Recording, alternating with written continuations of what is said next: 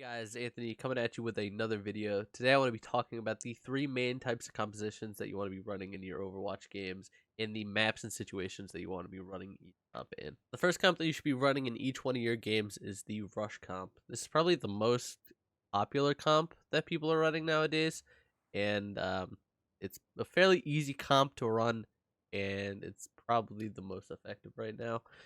The big key points to this composition are the Reinhardt and the Lucio. They're really what holds this comp together, and really the only reason why this comp is even playable. Um, the main idea to this comp is that you're going to look at somebody and you're going to say, we're speed boosting into them, and we're not going to stop until everybody else is dead.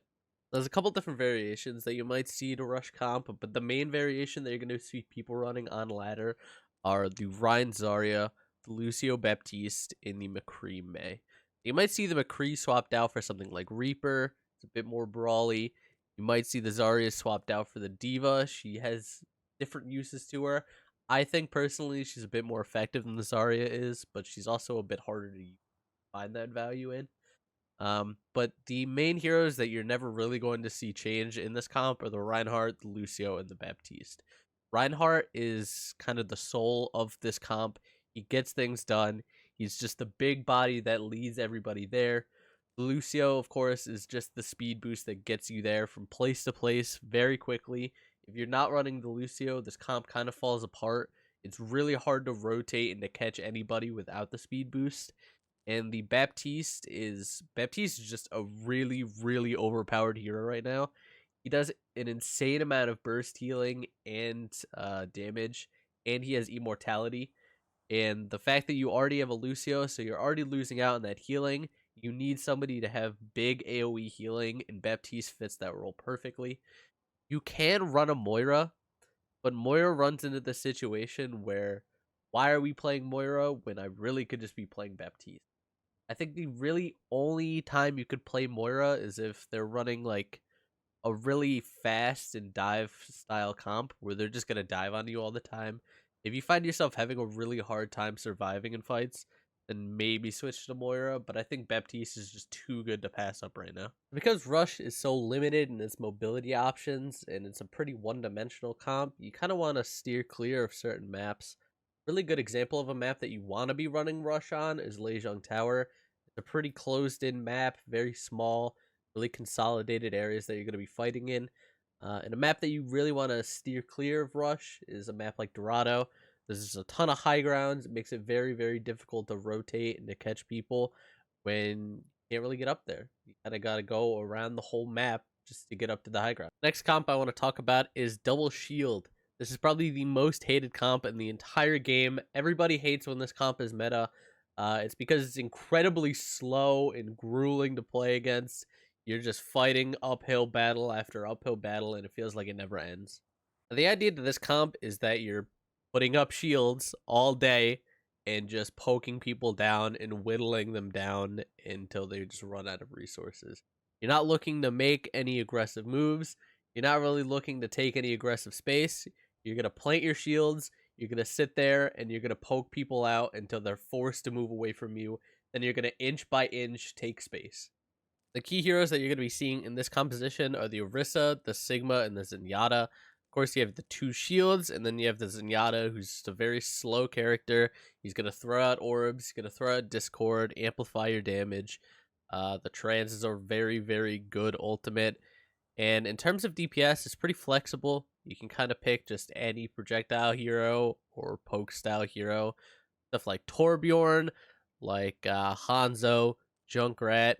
Bastion's another really good one because you just sit behind the shields and you just sit and turret for him and mow people down. In terms of healers, again, we have the Zenyatta. I think he's very, very strong in this comp. He's just throwing orbs, like I said. Discord, Harmony Orb, Transcendence. He just does a ton of damage. Baptiste, another very, very good one. Baptiste is just super good, and any comp that's going to sit together and really utilize his AoE healing and mortality, he's going to be super strong in.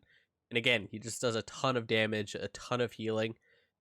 Mercy is another really good one. She gets the res if anybody gets picked off. She gets the damage boost. Valk is a very strong ability. Like Rush Comp, this is a really one-dimensional comp with not a whole lot of wiggle room or mobility options. You're really looking to just set up on a high ground, and you're just gonna mow people down that are trying to walk past you, move a car past you, try and contest any area in front of you. You're just gonna spam at them until they have to find another way around you. So some good maps that you want to be running double shield on is something like Temple of Anubis or Dorado. You get a ton of high grounds that you can play around, and it makes it very hard for people to move through chokes that you're setting up in front of, or just contest you on a high ground. A map that you want to steer clear from is something like Ilios, or really any control map. They're pretty closed in, maybe not a ton of high ground, and it's pretty easy for people to reach you. The last type of comp that you're going to be seeing run, and this is mainly run in stuff like Overwatch League and in high teamwork situations where everybody's on the same page and everybody's pretty coordinated, is dive comp.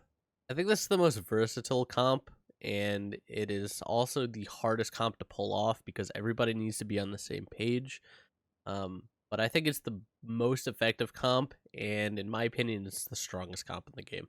The main idea to this comp is you're going to be picking pretty mobile heroes, something like Winston or Tracer, and you're going to be looking for any isolated target or any squishy, and you're going to call out that target, and multiple people are going to jump on that target at once, and then because they're so mobile and they have pretty low cooldowns, they're just going to jump right out and play a numbers game. You're going to be having your first team be the dive team. So the Winston, the D.Va, and the Tracer are going to be looking around for flanks and then setting up dive opportunities on isolated targets or squishies that might be able to die very quickly. You're going to have your second team be the Ashe, the Ana, and the Mercy. They're going to sit back on a high ground that they can set up on, and the Ana's going to heal people from afar, maybe going to sleep on somebody, maybe get an anti, and your Ashe is going to be pocketed by the Mercy and just going to be picking off stragglers. Now, some other variations of dive you might see is Winston Ball, Ball D.Va, Winston Zarya, Wrecking Ball Zarya. You might see Tracer Sombra, Ashe Sombra, stuff like that. Because dive is such an open comp with a ton of different options and variations, there's not really any maps that they're too bad at. In fact, they're pretty good on every map. The main drawback to this comp is that it's just an incredibly difficult comp to pull off, and it requires a ton of teamwork and coordination to actually make it work. This is why you don't really see it in ranked ladder, and you're really only seeing it in Overwatch League. It's just an incredibly strong comp that's just really, really hard to play. Now, lastly, there are heroes that I didn't talk about in this video. It doesn't necessarily mean they're bad heroes. This video was really just made to make you think about the heroes that you're playing and how they work within each composition, each map, and to maybe clear up some questions you may have about each map and what compositions you're playing on them. I firmly believe that every hero in this game has a situation that they can be played in. It's just a matter of what map and what composition you're playing in relation to what the enemy team is playing. Let me know in the comments below what you guys think of the video. Let me know if you want to see any specific kind of video. And if you want to catch me live, you can click the link in the description and follow me on Twitch. I stream every weekday at around 10 a.m. EST.